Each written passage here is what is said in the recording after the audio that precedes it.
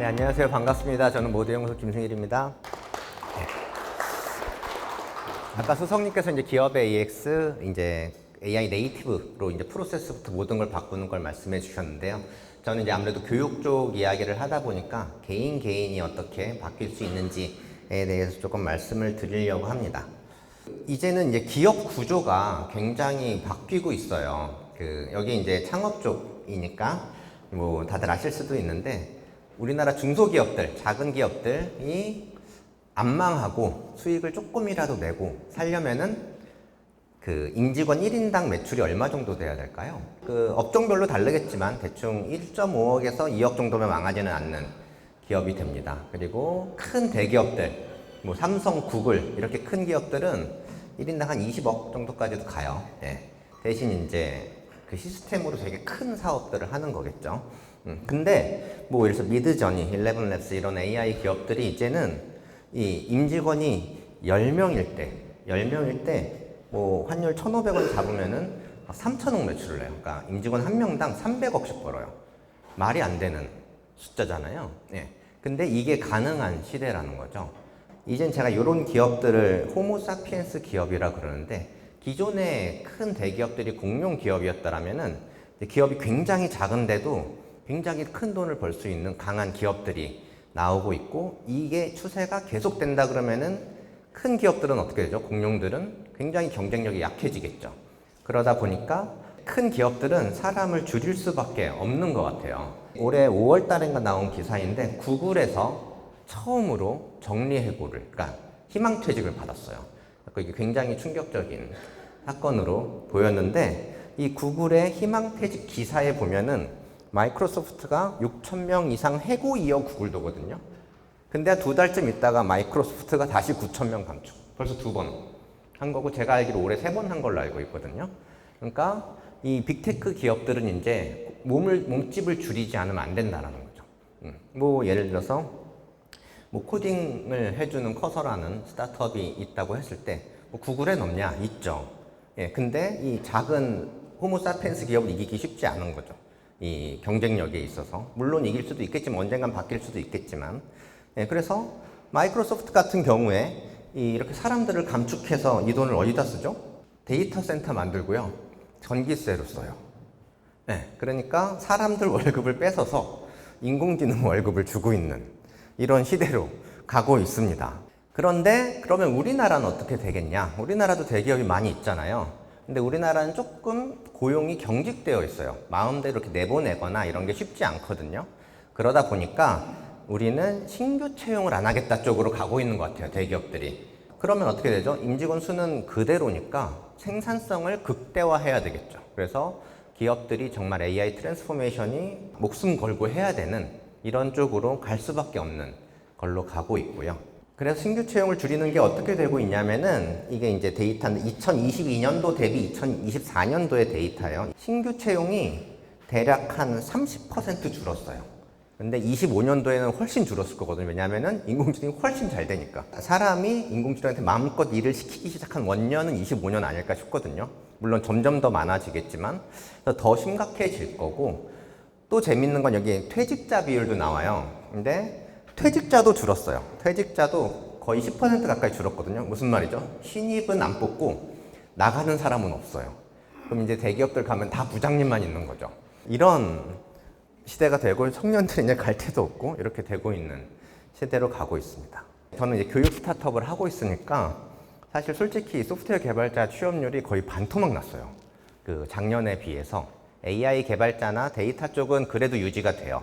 아무래도 조금 그쪽 스타트업도 많이 나오고 그쪽 산업을 키우려고 하다 보니까 일자리가 있는 편인데 소프트웨어 개발자는 진짜로 인공지능이 너무 급격히 잘해졌기 때문에 정말 취업이 안 되고요. 그래서 제가 물어봤죠. 스타트업에 가가지고 대표님이나 C레벨 분들에게 가서 물어봤어요. 이 신입을 뽑을 거냐 안 뽑을 거냐 왜 안 뽑을 거냐 그랬는데 뭐 어떤 분들은 절대 안 뽑는다는 분들이 많이 있고요. 그 중에 한두 명 분들은 자기는 주니어가 더 좋다 이런 분도 있어요. 근데 모든 사람이 다 똑같은 얘기를 했어요. 뽑는다는 사람도 뽑지 않는다는 사람도 이게 없어서 안 뽑는다. 네. 그리고 이게 있어야 뽑는다. 그게 뭘까요? 문제 해결력이에요. 요즘 청년 세대들이 이렇게 배우고 올라오면은 다 똑똑하고 스킬도 좋고 뭐 이렇게 딱 정해주면은 그거는 진짜 잘해요. 거의 100점 맞을 정도로 다 잘해오기 때문에 하나하나의 스킬셋을 보면 다 너무 잘하는 거죠. 근데 서비스를 실제로 하고 이런 회사들은 제품을 만들고 하는데 그러면은 정말 별의별 게 다 터지잖아요. 그러니까 시뮬레이션을 하는 것과 이 리얼 월드에서 그 서비스를 직접 제공하는 건 완전히 급이 다르잖아요. 그래서 문제가 생기면은 손을 놓고 있고 어떻게 해야 될지 모른다는 거죠. 그거를 키워주고 하는 게 회사 입장에서는 굉장히 큰 부담으로 다가와서 이 문제 해결력이라는 게 없어서 안 뽑는다라고 진짜 모든 사람이 완전 똑같은 단어를 썼어요. 네. 그래서 그럼 왜 문제 해결력이 없느냐라고 보면은 이게 우리의 교육 시스템에서부터 출발하는 것 같다라는 게 저의 생각이고요. 네. 그래서 우리는 교육 시스템이 이렇게 돼 있어요. 이렇게 강의를 해주고요. 네. 그거를 잘 배웠는지 시험을 봐요. 시험을 보고 시험을 잘 보면은 이제 뭐 학위를 주든지 서티피케이트를 주든지 하고 사회적으로 인정을 받아서 그걸 먹고 살죠. 예, 근데 문제는 이 시험에 있는 거죠. 이 시험이 수능이다. 예, 수능이라고 하면은 객관성이 담보가 돼야 돼요. 우리는 이 평가자에게 신뢰감이 좀 떨어지는 사회라고 전 보여져요. 그러니까 교수님이 예를 들어 학생한테 넌 A야, 너는 B야 라고 좀 왜 제가 B예요? 쟤는 왜 A예요? 이걸 다 설명해야 되잖아요. 이게 약간 평가자에 대한 저신뢰라고 보는데 그래서 객관성을 담보해야 되고 신뢰성을 담보해야 되기 때문에 시험을 볼 때 답이 정해진 것밖에 시험을 볼 수가 없어요. 예. 그러다 보니까 이 배움이 사람은 답이 정해져 있는 문제를 풀게끔 계속 몇십 년간 배워오는 거죠. 그 와중에 문제 해결력이 생길 수가 없죠. 근데 인공지능은 오히려 사실은 인공지능을 컴퓨터라고 보면은 컴퓨터는 답이 정해진 걸 엄청 빨리 푸는 게 장점인 녀석이었는데 얘가 인공지능이 나오면서 이제 답이 정해져 있지 않은 사람처럼 할 수 있게끔 엄청 사람을 잘라가면서 그 월급을 줘가면서 전기세 줘가면서 학습을 하고 있는 거예요. 인공지능이 인간처럼 배우고 있고요. 인간은 컴퓨터처럼 배우고 있는 교육 시스템을 갖고 있기 때문에 이 문제 해결력이 이제 없다라고 이제 저는 생각을 합니다. 네, 그래서 제가 그럼 인공지능 시대에 어떤 인재를 키워야 되느냐에 대해서 제가 조금 저도 딥리서치로 조사도 좀 해보고 그걸 바탕으로 제 생각을 좀 정리한 거를 조금 말씀드리려고 하는데요. 인재상에서 이제 봤을 때 처음에 가장 필요한 건 일단 지식이죠.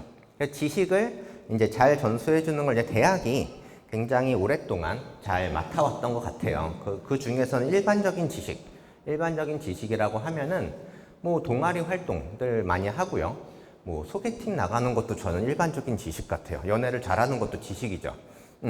그거에 뭐 전공 지식, 내 전공을 뾰족하게 아는 것도 당연히 지식이고 이런 것들은 이제 굉장히 잘할 수 있게끔 잘 갖춰져 있었는데 이제 2000년대 후반으로 이렇게 오면서 기업이 원할 때는 이거보다는 좀 더 빨리 기업에서 바로 쓸 수 있는 친구들이 왔으면 좋겠다라는 이제 생각을 하게 되고 그래서 이제 2010년도에 보면은 전공 지식만 떼다가 바로 결과물을 낼 수 있는 이런 부트캠프 형태의 어떤 짧은 압축된 교육 프로그램들이 2010년대부터 이제 나오기 시작을 해요. 그래서 이렇게 해서 쭉 지금 거의 한 10년 넘게 이렇게 운영이 되고 있단 말이죠. 그러다가 이제 AI가 나오죠. 그래서 이제는 지식으로부터 결과물을 만들어내는 게 인공지능의 도움을 받으면은 훨씬 빨라지고 훨씬 많은 걸 할 수 있단 말이죠.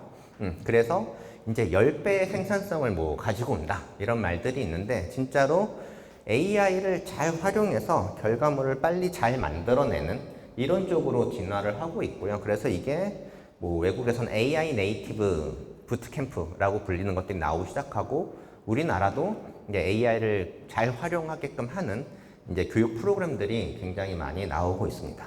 그때 필요한 게 AI 활용 능력과 이 결과물이 내가 원하는 걸로 나왔는지를 알고 아니면 피드백을 줘야겠죠. 그거 아니고 이렇게 바꿔봐. 그래서 비판적 사고력 이런 게 필요하다. 그래서 지식, 활용 능력, 사고력이 이제 필요한데 근데 저 같은 경우는 이것도 사실은 거의 지식에 준하는 것 같아요. 또 다른 AI 활용 지식이 필요하다. 그래서 이것만 가지고 문제 해결력이 있느냐? 저는 아닌 것 같다라는 거죠. 정말 중요한 거는 뭘 만들고 뭘 실행할 것인가 이거를 해내는 거라고 저는 생각을 합니다. 그래서 사실은 우리 교육이 다 어떻게 만들 것인가 다시 이 스킬과 그런 지식에만 조금 집중이 돼 있는데 제가 이제 바이브 코딩 같은 교육을 해보고 그 수업을 들은 사람들에게 인터뷰를 해보면 그들이 또 하나같이 하는 말이고요. 자기는 이게 너무 재밌었는데 뭐 만들고 싶은 게 없다. 뭘 만들어야 될지 모르겠다. 이런 분들이 이제 굉장히 많아요. 근데 그게 사실은 상상력에서 나오는 거. 그러면 사실은 뭐 평상시에 자기가 관심 있는 일반적인 지식들도 저는 너무 중요한 시대가 됐다라고 생각을 합니다. 그래서 이 상상력이 이제 굉장히 중요하고 그 다음에 이제 능동적인 실행력이라고 표현했는데 제가 생각하는 가장 중요한 하나를 꼽으라고 하면 저거예요. 능동적인 실행력은 뭐냐면은 인공지능으로 만들어내는 건 좀 쉬워졌단 말이죠. 근데 인공지능이 만들어낸 거는 컴퓨터 안에 있는 결과물이에요. 이 리얼월드로 끄집어낸 게 아니거든요. 뭐 예를 들어서 제가 뭐 요즘에 캐대언이 떴으니까 캐대언 액세서리를 만들어 가지고 파는 스토어를 만들겠다. 뭐 바이브 코딩으로 웹 쇼핑몰도 만들고 결제 붙이고 했어요. 그거랑 이 액세서리를 1개 파는 거, 100개 파는 거, 10,000개 파는 건 다른 거죠. 어떻게 하면 더 팔까? 하다 보면은 이거 위치를 바꿀까? 사진을 다시 찍을까? 기능을 바꿀까? 고민하면서 뭔가 실행을 하면서 실제 세상으로부터 얻는 피드백이라는 게 있다라는 거죠. 요게 저는 문제 해결력이고 그 문제 해결력은 요 능동적인 실행력, 진짜로 리얼월드로 나와서 실행을 해보는 거 여기에 나오지 않나라고 저는 생각을 합니다. 네, 그래서 이 상상력과 실행력이 되게 중요한데 저는 이제 개발자 출신이 아니라 가지고 사실 코딩을 잘 못해요. 근데 바이브 코딩이 하도 떠가지고 제가 버티다가 그래도 한번 해봐야 되겠다라고 이제 생각을 5월 달인가 하고 처음 만들어 본 게 이 지필 페이스메이커예요. 제가 이제 책을 한 권 써봐야겠다가 개인적으로 올해 버킷리스트 중에 하나였는데 제 지인분이 그분도 책을 쓴다고 같이 쓰자. 같이 페이스메이커를 해주자. 그래서 카톡방을 하나 만들었어요. 근데 카톡방을 만든다고 뭐 파이팅 이런다고 글 써주는 게 아니니까 제가 그분도 구글 닥스에 쓰고 있었고 저도 구글 닥스에 쓰고 있으니까 매일 밤 12시가 되면은 그분 글자 수를 퍼오고 제 글자 수를 퍼와가지고 찍는 거예요. 실제로 그냥 매일 찍어요. 네, 그래서 이게 처음 만들었을 때고요. 두 번째 만들었을 때. 근데 12만 자 정도 되면 책이 한 권이 나오거든요. 여기에 도달하면 되는데 제가 부끄럽게도 파란색이 접니다. 이분은 다 썼어요 이제. 저는 실행력이 좀 부족해요. AI 시대 인재가 아닌 것 같습니다. 네, 그렇지만 이런 거를 이제 만들어 보려고 하는 시도, 뭘 만들어 볼까 해서 생각이 나는 거, 이런 게 굉장히 중요하고요. 그 다음에 저는 어쨌건 스타트업을 10년째 하고 있고요. 만으로 10년이 조금 넘었고요. 임직원 수가 70명이 조금 넘어요. 그러다 보니까 이제 경영과 리더십 이런 거 이제 관심이 되게 많은데 저는 이제 이 창업을 하기 전에 했던 일은 이제 프리랜서로 발명을 했어요. 네, 발명가였어요. 그래가지고 뭐 새로운 기술이 뜬다. 예를 들어서 AI 에이전트가 뜬다.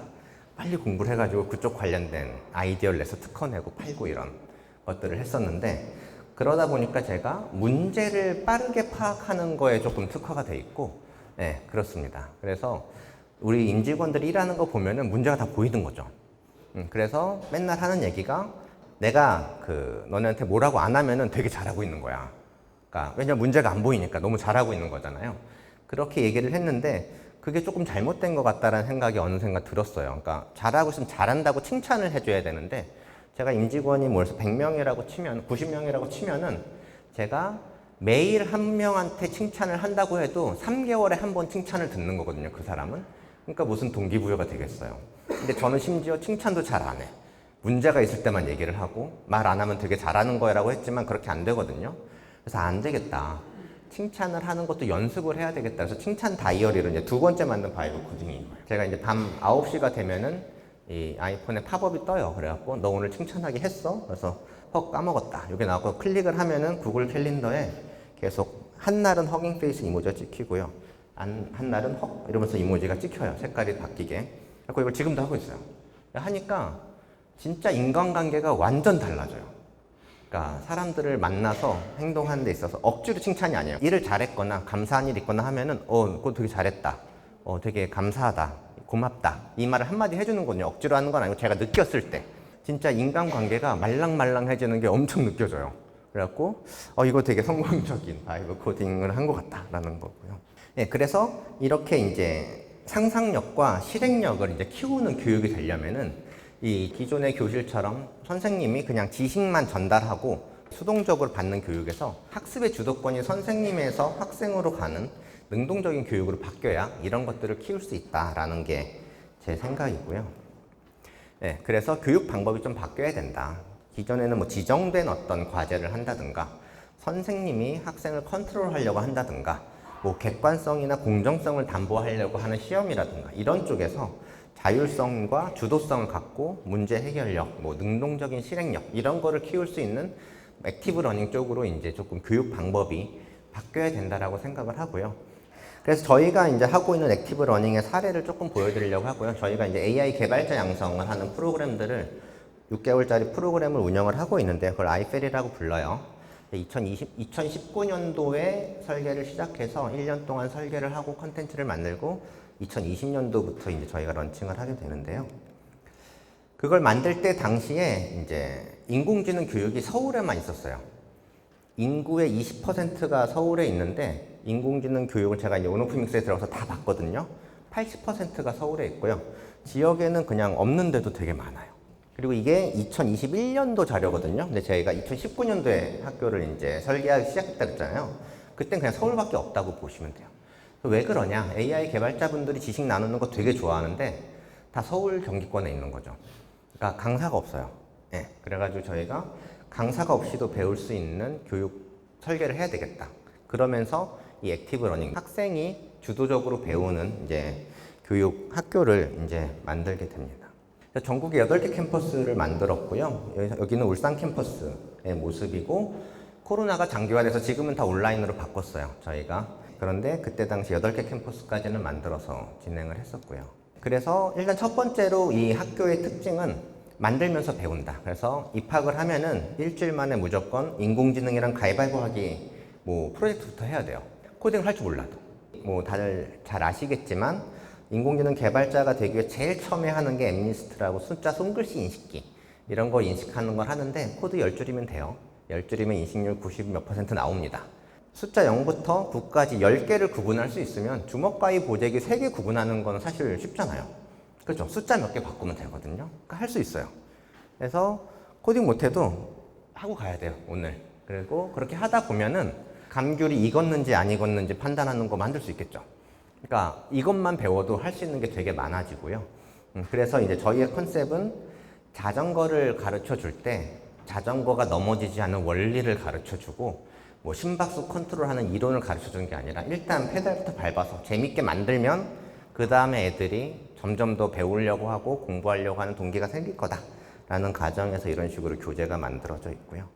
이 교재랑 학습관리 시스템이 합쳐져 있는 LMS를 이제 만들어가지고 이제 개발을 처음 하려면 리눅스도 어렵고 뭐 라이브러리 설치도 어렵고 하니까 웹브라우저만 있으면 코딩을 바로 할 수 있게끔 하는 그런 LMS까지 만들어뒀고요.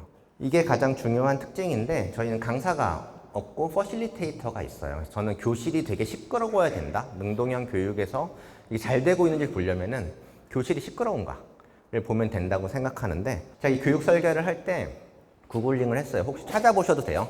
교실을 시끄럽게 만드는 방법 한번 찾아보실래요? 찾아보시면은 알겠지만 시끄러운 교실을 조용하게 만드는 방법이 나와요. 교실을 시끄럽게 만드는 방법 안 나와요. 왜 그럴까요? 학습의 주도권이 선생님한테 있어서 그래요.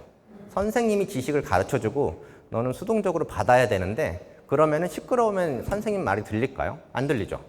그러니까 선생님을 위한 교실은 조용해야 돼요. 근데 주도권이 학생한테 있는 교실은 시끄러워야 되는 거예요. 그들이 자꾸 뭘 하려고 하니까 시끄러워지겠죠. 그러니까 지금은 교실 자체를 조용하게 만드는 방법이 나온다는 거죠. 그래서 저희가 새로 교육서를 다 합니다. 그래서 일단 저희가 그거를 문화적으로 풀려고 모듈형사 사용 설명서라 그래서 뭐 10가지 행동 강령 같은 게 있고요.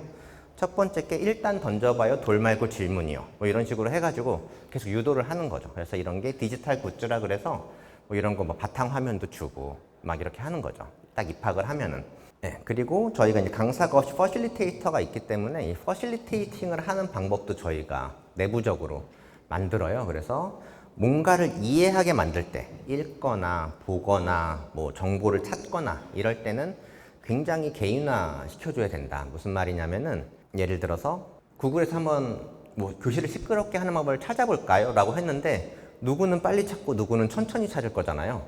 다 찾기도 전에 빨리 제가 끊어버려. 이러면은 누군가는 못 쫓아왔을 거잖아요. 그게 아니라 이해하는 거는 사실 다 이해해야 그다음부터 토론이 되든 뭐 만드는 걸 같이 하든 할 수 있기 때문에 충분히 시간을 줘야 된다. 뭐 대표적인 이 이해하기 쪽 퍼실리테이팅의 그 예가 플립드 러닝이에요. 플립드 러닝은 뭐냐면은 미리 집에서 다 알아서 공부를 해오고 여기서는 토론을 하는 거죠. 내가 이미 잘 알고 있는 사람은 10분만 보고 와도 충분히 되는 거고 내가 조금 못하면 4시간 보고 오면 되거든요.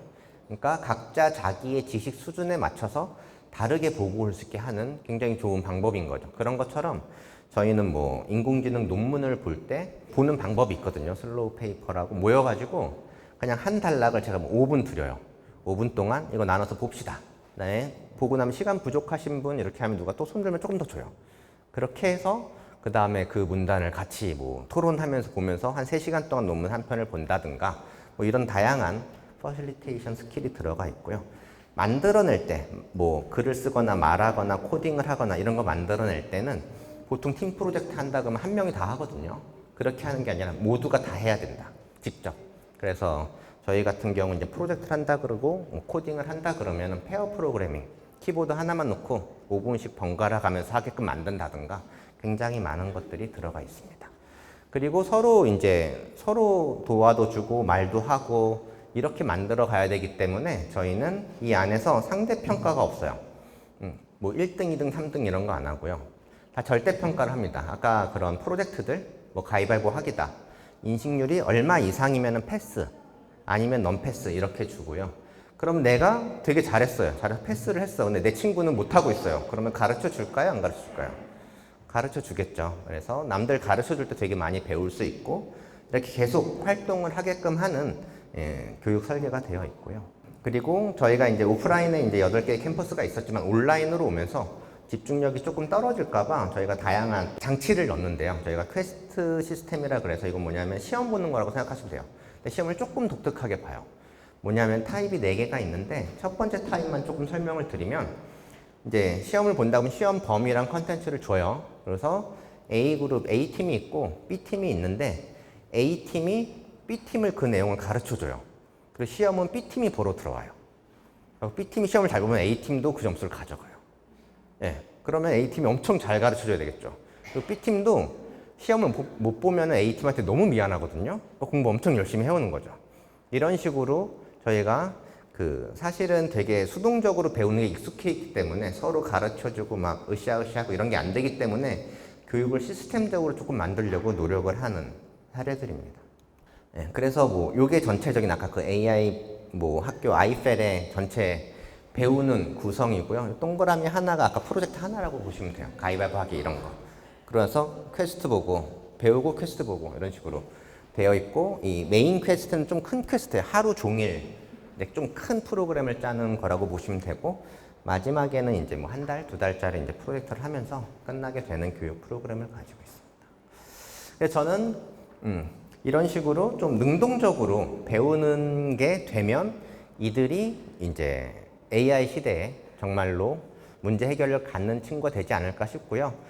실제로 우리 학교를 졸업해가지고 나간 졸업생들이 간 회사의 리더들을 만나보면 모두의 연구소의 아이펠 출신들을 만나보면은 진짜 독특한 그 특징들이 있다. 배우려고 하고 성장하려고 하고 같이 하려고 하고 이게 있고 이 태도나 이런 것들은 너무너무 좋고 그래서 앞날이 굉장히 기대되는 친구들을 굉장히 많이 보내주셔서 감사하다. 뭐 이런 피드백이 많이 있습니다. 그래서 저희는 조금 이제 배우는 것들을 조금 바꿔나가고 있는 모두의 연구소입니다. 여기까지 들어주셔서 감사합니다.